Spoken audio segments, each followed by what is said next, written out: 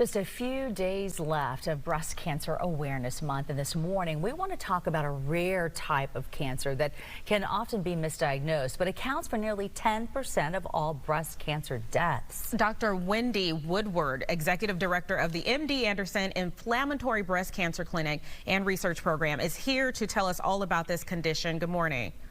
Good morning. All right, so let's start with, what is this inflammatory breast cancer? Can you define that for us?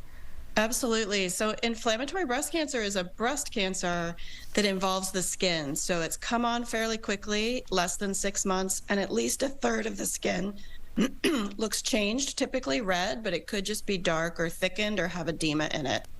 Okay, and how is this different from other cancer where the other ones are deeper inside the tissue and not up on top? I think what happens is people are very familiar with looking for a mass or a lump. That's what we're used to.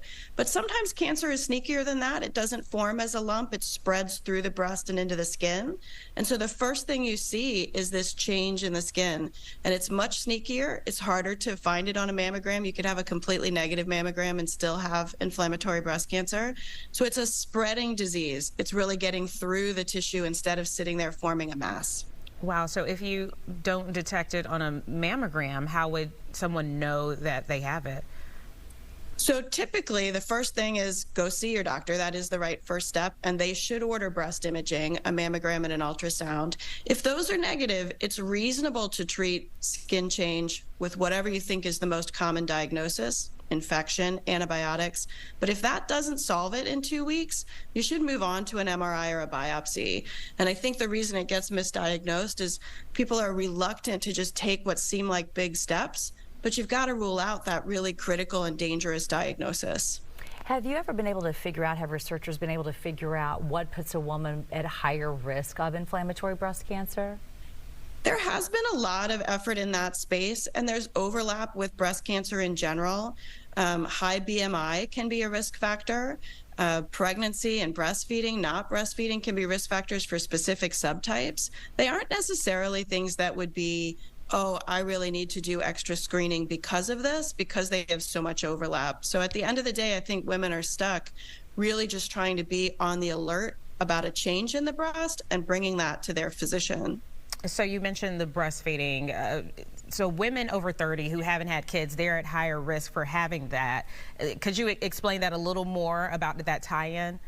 It's actually super complicated. So women who haven't had kids may be at more risk of one type of breast cancer, but sometimes women who've had multiple kids and not breastfed them could be at a different risk for a different type of breast cancer. So the IBC tends to be a disease of young women who have had kids.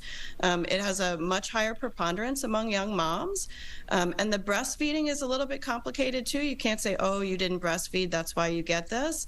Some women who are super breastfeeders have multiple kids and breastfeed for 5 or 6 years. That also changes the breast and maybe makes it more likely that if a tumor happens, it grows in this unique way. So I think the answer is we don't know enough about it yet, but we understand there are some intersections there and hope to continue studying that. Well, we are so blessed to have MD Anderson Cancer Center here, the only dedicated specialist for IBC in this part of the country. And your treatments, it sounds like, are getting better all the time? Yes, absolutely. We've seen improvement in outcomes. I tell women all the time, please stay off the internet. It looks really terrible.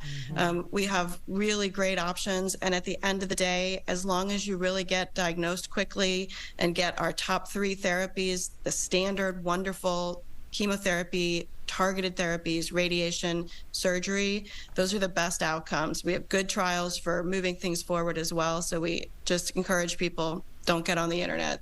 All right. Well, thank you, Dr. Wendy Woodward. We just want to quickly mention you got a boot walk coming up, so people can look at MD Anderson for more information on that. Thank you so much. Thank you.